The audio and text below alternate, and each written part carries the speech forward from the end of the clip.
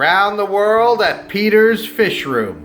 All right, welcome to my fish room. This is a spare bedroom that we converted, kicked the kids out, and now it's all my playland. The first tank we'll start out is the neon Tetra tank. It's a 29-gallon tall.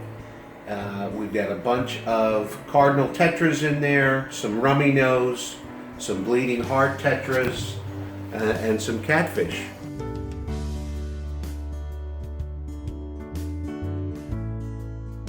All live plants and a few little decorations.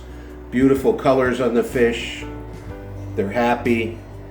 And they're a very, very good compatible tank. I haven't had any fish die here in I don't know how long. Very, very pleased with it.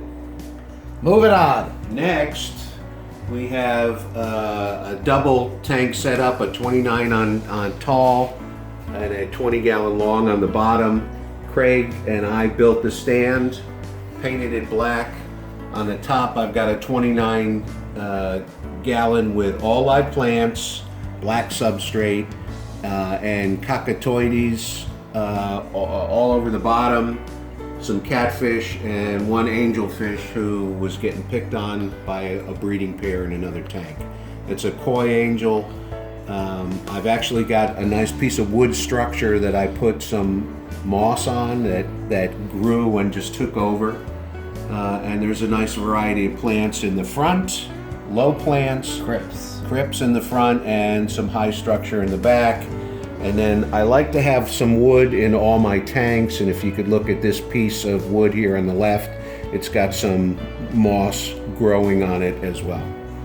At the bottom, we've got some all youth cribenzas. They were born in this tank. These are what's left. I moved some out, and we just moved the tank, so it's getting a little bit set up. But there were youth cribenzas, a few albino plecos that love being under that piece of wood there, and then a piece of wood in the back. And it's also a very, very long established tank with sand and all live plants and wood.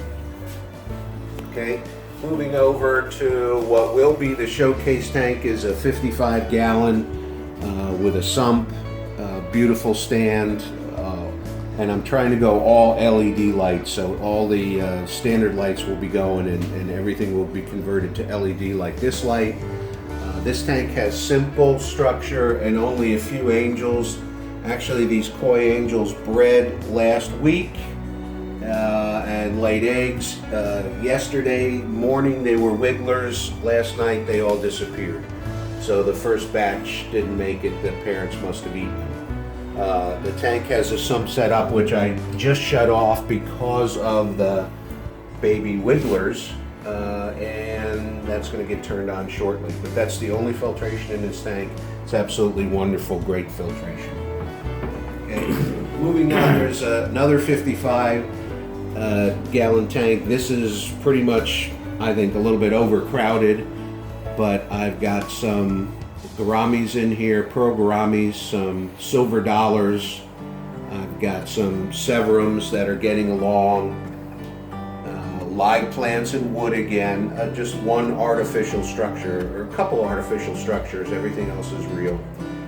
And some long fin serpe tetras that we talked about there at the bottom that we got at the neighborhood fish farm, and I just love those tetras.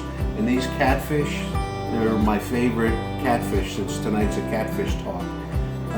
These are my favorite type of catfish. They're just out all the time. I also have some green lasers that are in this cave, but they seem to hide. Here's one over here in the back. Back in the tank, green laser. So they get along pretty well, but the green lasers are hiding most of the time. Aren't they orange? Orange lasers, yeah. Now, so this tank is heavily planted.